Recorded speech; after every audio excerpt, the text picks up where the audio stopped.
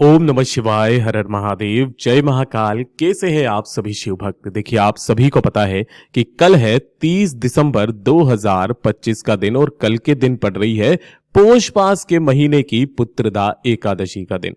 पूरे साल में पुत्रदा एकादशी सिर्फ 2 बार पड़ती है। एक होती है सावन के महीने में और एक होती है पोष के महीने में।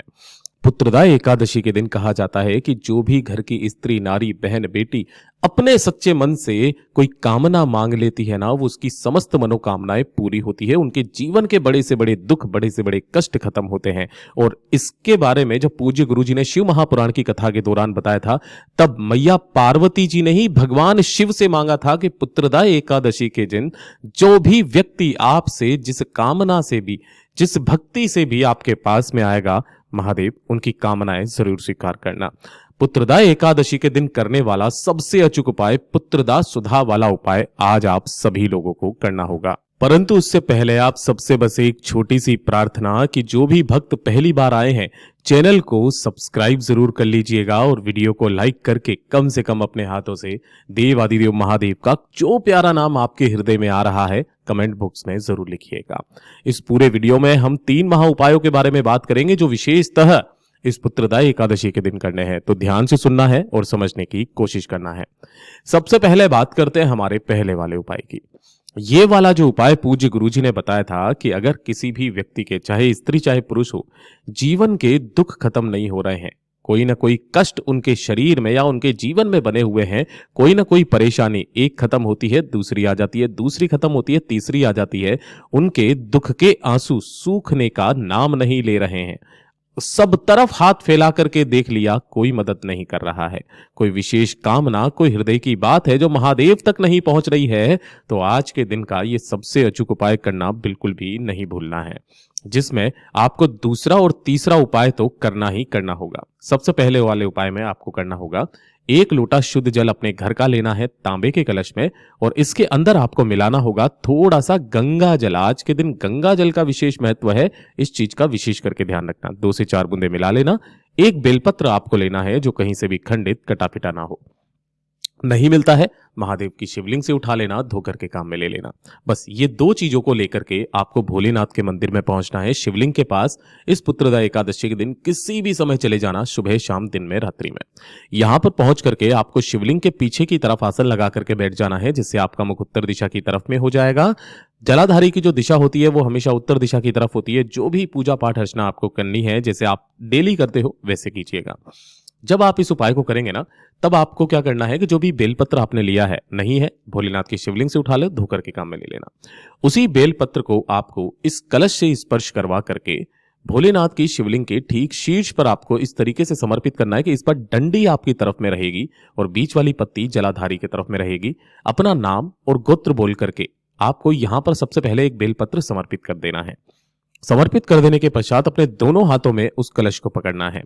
कलश को पकड़ करके यहीं बैठ करके दोनों हाथों में कलश पकड़ के करके ध्यान रखना है, आपको 3 बार एक शब्द का स्मरण करना है। कौन सा शब्द है? वो है स्वधा, स्वधा, स्वधा। कितनी बार करना है? 3 बार आपको इसका स्मरण करना है। एकादशी के दिन 3 बार किया जाता है।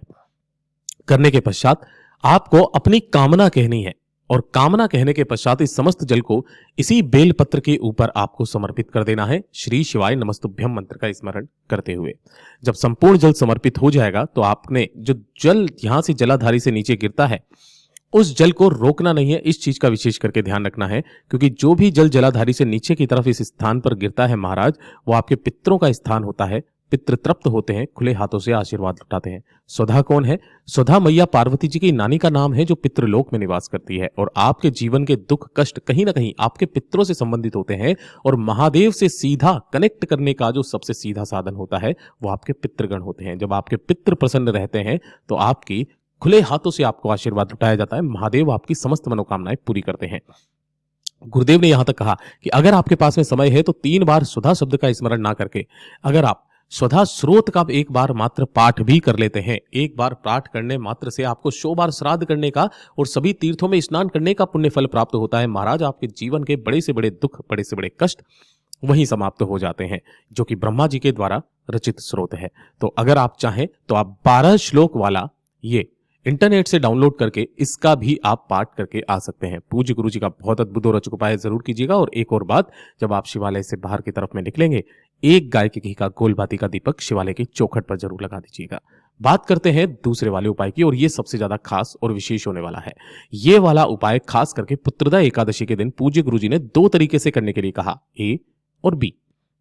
देखिए, एक तो उपाय वो है कि जिनके संतान प्राप्ति नहीं हो रही है ना, संतान प्राप्ति के लिए अगर आप चाहते हैं कि आपकी जो भी संतान प्राप्ति हो या संतान हो, चाहे बेटा हो या बेटी हो, बहुत ज्यादा गुणवान हो, है ना, ज्ञानी हो, सच्चाई के मार्ग पर चलने वाला हो, है ना, और बहुत कोशिश करने के बाद में आपके संतान प्राप्ति नहीं हो रही है, तो पुत्रदा एकादशी सिर्फ ये वो एकादशी है जिस दिन आपको इस उपाय करने मात्र से संतान की प्राप्ति होती है। दूसरा इसी के अंदर बताया कि अगर किसी भी दंपति के पुत्रियां बहुत है ना, लेकिन बेटा नहीं है, पुत्र नहीं है, तब उसके लिए इस उपाय को कैसे करके किया जाता है, एक एक करके ध्यान से समझेंगे। सबसे पहले संतान प्राप्ति के लिए, कि जो भी आपकी संतान हो वो आपकी गुणवान हो, ज्ञानी हो और आपका यश मान सम्मान बढ़ाए, तो उसके लिए कैसे करना है, ये वाला उपाय स्त्री को करना होगा। एक गाय के घी का गोल बाती का दीपक आपको तैयार करना है, और साथ ही साथ अपने घर पर आपको बनानी होगी थोड़ी सी खीर। खीर जो भी आप बनाओगे ना, वो गाय के दूध की आपको बनानी है। इसके अंदर टोटली गाय का दूध, और जितनी भी खीर बनाओगे ना, वो पूरी की पूरी खीर आपको प्रसाद के तौर पर रखनी है। घर का कोई भी सदस्य इसे नहीं खाएगा, इस चीज को विशेष करके ध्यान रखना है। इसलिए उतनी ही खीर बनाना जितनी आप लेकर के जा सको, और एक लोटा शुद्ध जल अपने घर का तांबे के कलश में लेना है आपको। इसी के साथ में आपको 2 बेलपत्र और ले लेना है, अगर आपके पास में हो तो अपने पास में रख करके लेकर के चले जाना। अब मेरी बात ध्यान से सुनिएगा, इन सभी को लेकर के आपको शिवालय पहुंचना है, शिवलिंग के पास में। यहां पहुंचकर शिवलिंग के पीछे की तरफ आपको आसन लगा करके बैठना है, जिससे आपका मुख उत्तर दिशा की तरफ में हो जाएगा। सबसे पहले आपको जो पूजा पाठ अर्चना करनी है वो करना। उसके पश्चात जो शिवालय की चौखट है, इस शिवालय की चौखट के चारों तरफ ये जो चौखट बनी हुई रहती है ना जलाधारी, यहां पर आपको सबसे पहले उस एक दीपक को प्रज्वलित कर देना है, जला देना है, और जला करके जो आपने खीर लिया है उस खीर का भोग अपना नाम गोत्र अपनी कामना कह करके भोलेनाथ की शिवलिंग के ठीक शीर्ष पर आपको समर्पित कर देना है।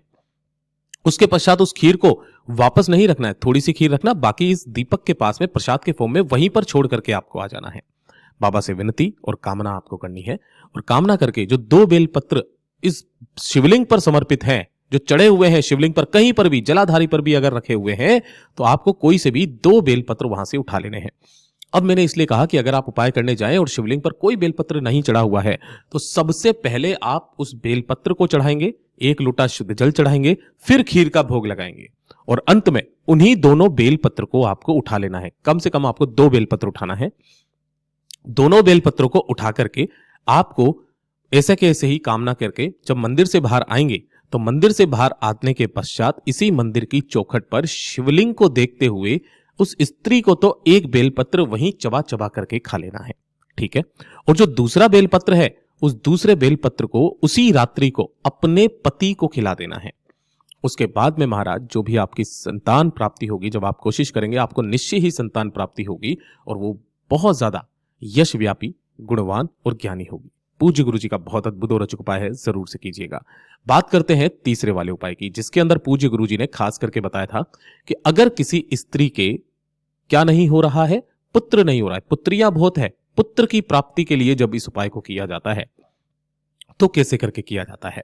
इसके लिए भी आपको क्या करना होगा, अपने ही घर पर खीर बनानी होगी। थोड़ी सी खीर आपको बना लेनी है ना, और इस खीर को भी आपको गाय के दूध से ही बनाना होगा। एक दीपक आपको लेना है जो कहीं से भी खंडित ना हो, चीज का ध्यान रखना, चाहे आटे का चाहे मिट्टी का। इसके अंदर आपको लगानी है गोल बाती, और इसके अंदर भी भरना होगा आपको घी। कोशिश करना गाय का घी हो जाए तो बहुत अच्छी बात है। इन्हें लेकर के आपको बेलपत्र पेड़ के नीचे जाना है। सबसे पहले एक दीपक आपको अपनी कामना कह करके बेलपत्र पेड़ के नीचे लगा देना है, और वहीं पर आसन लगा करके बैठ जाना है। अब ध्यान से सुनिएगा, ये जो खीर आपने ली है ना, कोई सा भी ब्राह्मण का बच्चा, जो भी जैसे मंदिर के पुजारी होते हैं, और उनका कोई भी बेटा हो बेटी हो, ब्राह्मण का पुत्र है ना, जो 10 साल से छोटा हो, 10 साल से छोटा हो, उस 10 साल से छोटे बच्चे को इसी बेलपत्र पेड़ के नीचे जहां पर आपने आसन लगाया है, अपनी ही गोद में बिठा करके, अपनी गोद में बिठा करके उस खीर को खिलाना होगा। क्या खीर को जब खाने के पश्चात बच्चा उठ जाएगा, तो जो उसका जूठन बचेगा ना, झूठी बची हुई जो खीर बचेगी, उसी खीर को आपको वहीं बैठ करके खा लेना है और एक लोटा जल जरूर लेकर के जा लेना, वहीं पर उस जल को पी लीजिएगा। उसके पश्चात आपकी जो संतान होगी वो निश्चय ही पुत्र होगी। पूज्य गुरु जी के ये सभी उपाय बहुत ही ज्यादा खास और अद्भुत हैं, जरूर से कीजिएगा। वीडियो पसंद आए तो लाइक जरूर करना, चैनल को सब्सक्राइब जरूर कीजिएगा।